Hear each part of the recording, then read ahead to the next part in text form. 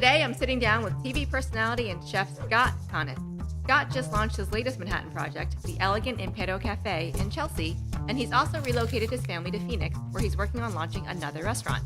And yet, he still has time to share a few stories and teach a girl how to cook. All right, Scott, so thanks for having me here. Wow. Where are you from? I'm from Connecticut. Connecticut, where? Waterbury, Connecticut. And your mom is Italian? So my mother's Italian, first generation Italian-American. Yes. But my father's family in 1622 founded Salem, Massachusetts. So if you ever go to Salem, there's a huge statue of a guy named Roger Conant, and he's my great-great-great-great whatever. The interesting thing is I say to you Salem, you say witches, obviously, yeah, the witch Salem trials, witches. Which my family had nothing to do with. You're qualifying that too. Qualifying that. I see this, yes. So I don't need that kind of karma. Anyway, so you don't live here anymore. You moved from New York. Well, I live here and Scottsdale, Arizona. Yeah. And what do you do in Scottsdale?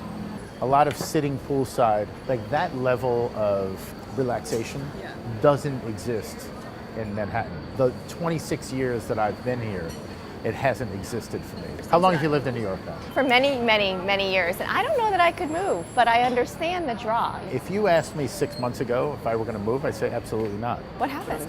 It just hit me, and I was traveling. I was in Vegas, and I needed a change. No! No!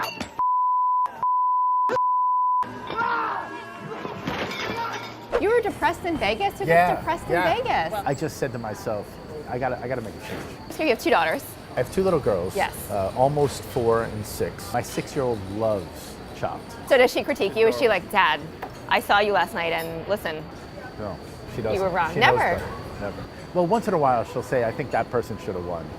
And I'll say, you don't know what you're talking about.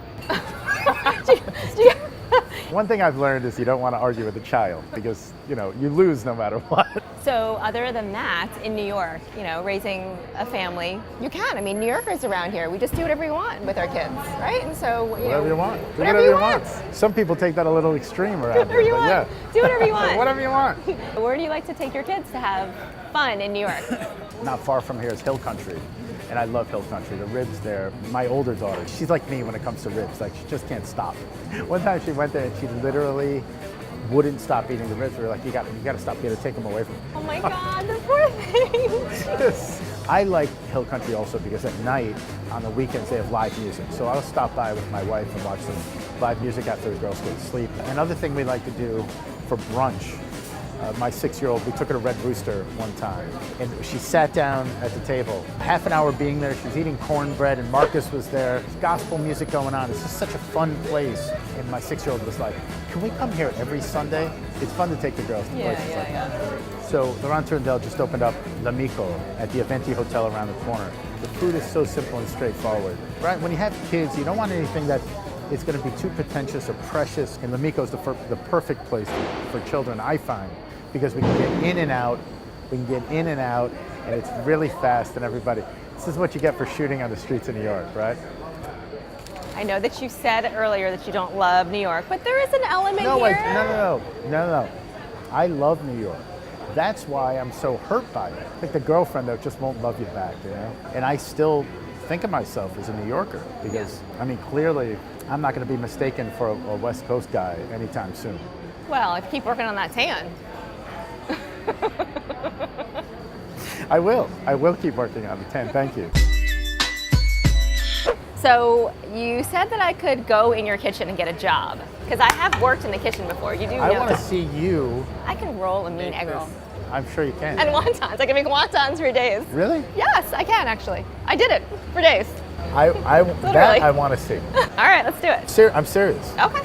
So what are we making today? We're going to make some torchio pasta. So we're going to start with, it's very important, the pasta water tastes like broth. What is this? So this is the sausage and porcini mushroom ragu, black olives, Yep. a little bit of tomato sauce. Okay. Very simple. You make all of your own pasta? Yes. I'm going to put a little more water. So the reason why I do that is because if I think the pasta is not necessarily cooked quite enough, I'll add the liquid and cook it in the sauce. A little bit of butter because I really like the way it tightens up the sauce. It rounds out the edges. A little bit of pasta on the plate, sausage, olives, porcini mushrooms, Parmesan cheese, a little bit of parsley. The butter is my favorite part. A little bit of ricotta on top, chopped chives, a touch more Parmesan just for that. Give you a giant spoon to taste it with. Ready? Ready, let's go. Isn't that good? Oh my God, it's so good. The ricotta makes it, yeah. It's amazing. Well, I'm gonna have to come back and we're gonna have to make some more pasta. Please. Hugs. Thank you.